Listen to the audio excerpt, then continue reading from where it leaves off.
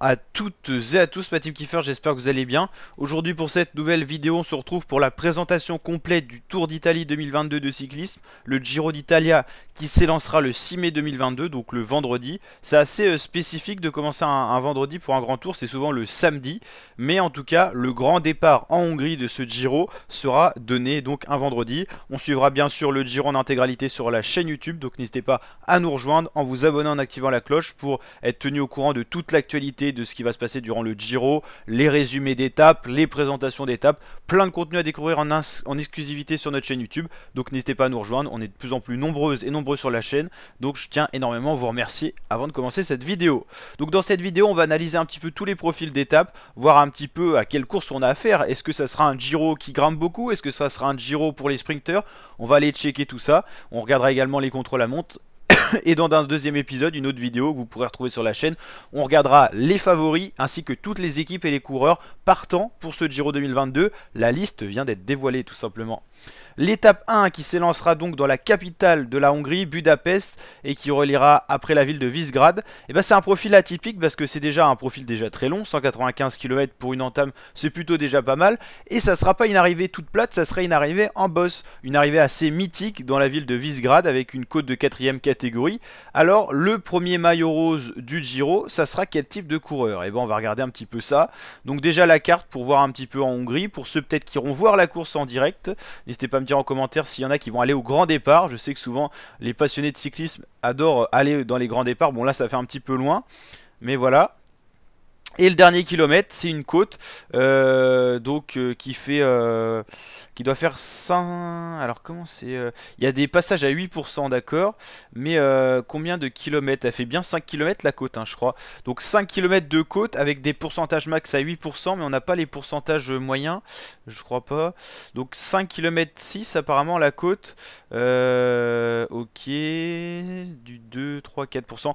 Ça reste pas très pentu, mais ça peut être pour les punchers tout simplement. Et le passage à 8% pourrait favoriser des punchers. Et sinon un sprinter qui passe bien les bosses pourrait aller s'imposer en haut de cette difficulté. Un profil assez atypique parce que c'est une bosse qui est pas non plus comme le mur de Bretagne, si on peut comparer ça, où des Alaphilippe pourraient gagner. Donc Alaphilippe sera pas sur le Giro, bien sûr, il est blessé d'ailleurs.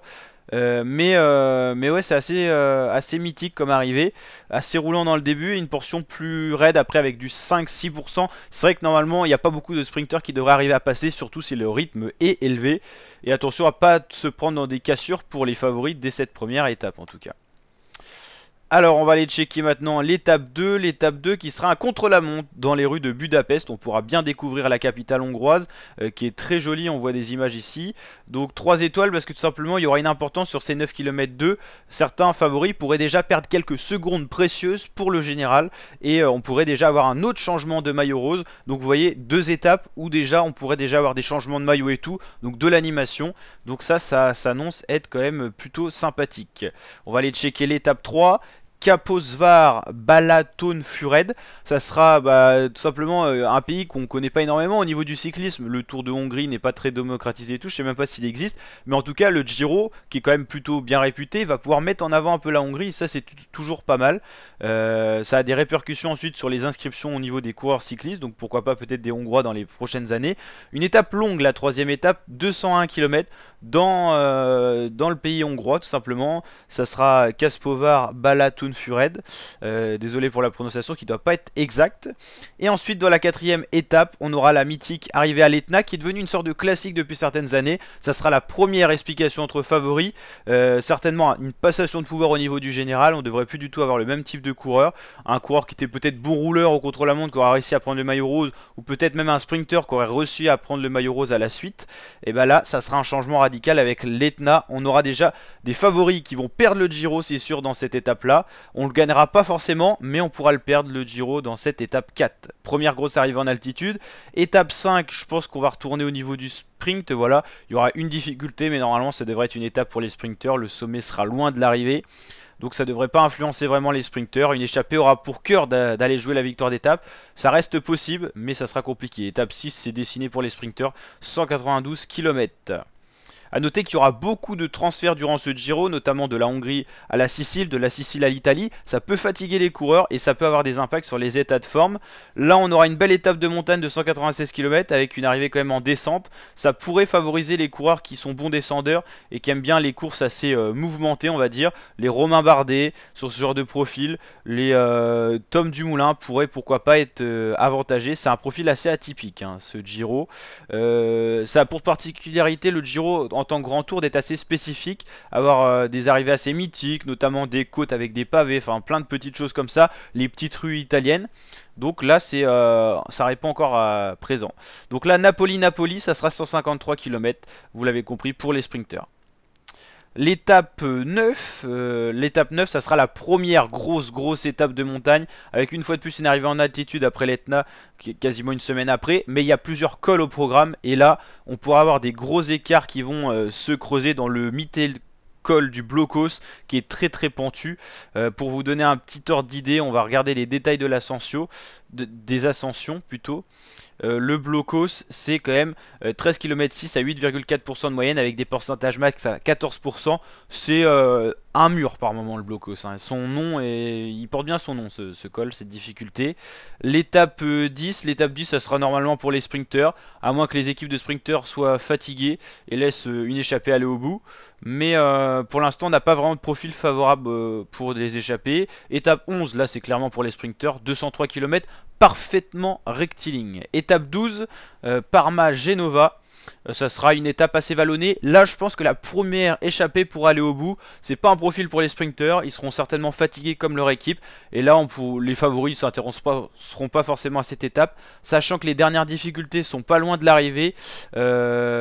Soit on a des équipes qui verrouillent la course et donc on aura un sprint en petit comité, ou soit on aura une échappée qui ira au bout. Et je pense franchement que cette étape 12 réserve un beau terrain de jeu pour les baroudeurs, tout simplement.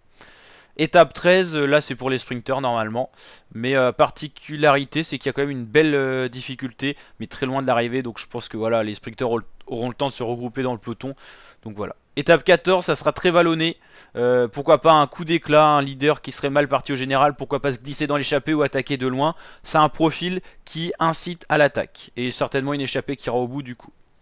Étape 15, ça serait une arrivée au sommet après 3 cols, mais l'arrivée à Cogne sera jugée sur une montée assez roulante au final. C'est pas très pentu que dans la première partie, on va aller voir un peu le détail de l'ascension. Donc la première, elle n'est pas si forcément difficile que ça. 7% de moyenne sur 12 km, il y a pire quoi. 13 km 8 à 7% de moyenne vers Rogne, c'est un peu plus costaud. Et l'arrivée finale, c'est du 4,3% de moyenne. Donc des coureurs grimpeurs, mais bons rouleurs tels que des Roglic, Dumoulin. Donc Roglic ne sera pas sur le Giro, mais Tom Dumoulin peut être avantagé sur ce genre de profil. Et des Colombiens comme Miguel Angel Lopez, qui aime bien les pourcentages plus forts, sont un peu plus désavantagés dans ce genre de profil. En tout cas, peut-être pas forcément de gros écarts, ou en tout cas ça se fera dans les cols avant celui-là, parce que le col final il fera peut-être qu'aggraver les écarts, mais c'est pas très pentu quoi. L'étape 16 c'est la plus grosse étape de montagne, c'est 4 cols énormes, et l'arrivée pas au sommet quand même à Aprica, mais là ça devrait être le vainqueur du Tour d'Italie qui devrait s'imposer, à moins qu'on laisse une échappée aller au bout. Mais là c'est clairement le plus fort qui devrait s'imposer ce jour-là. L'étape 17 dans de très beaux paysages, une très belle étape de montagne qui commence dès le début de l'étape par une ascension. Ça donne l'envers du décor. Il y aura beaucoup de dénivelé, vous l'avez compris, ça va descendre très bas pour remonter très haut pour l'arrivée à l'Aveyron. Très belle étape cette étape 17, hein, la troisième semaine de course. C'est là où se concentreront la montagne et les grosses difficultés. Étape 18, ça sera pour les sprinters, étape de transition. Peut-être que si les sprinters et les équipes de sprinters sont un peu fatigués, qu'on a eu des abandons du côté de ces équipes, peut-être qu'on laissera une chance aux échappés d'aller au bout tout simplement. Étape 19, donc là on se rapproche quand même de la fin. Donc là on peut voir quand même que ça sera pas un Giro très montagneux quand même. Mais l'étape 19 sera quand même dédiée aux grimpeurs. Donc là on pourra encore avoir des explications pour le général si c'est encore resserré dans le top 10.